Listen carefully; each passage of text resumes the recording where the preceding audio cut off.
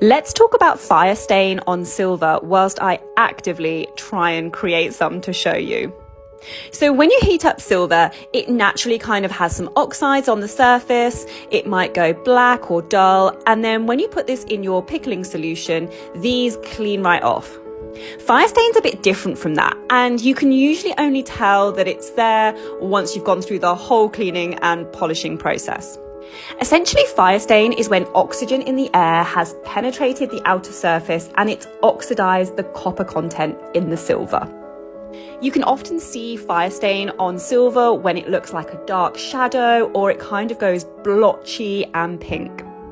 The way to remove Firestain is usually by using emery paper to rub that surface away or by plating that piece of silver.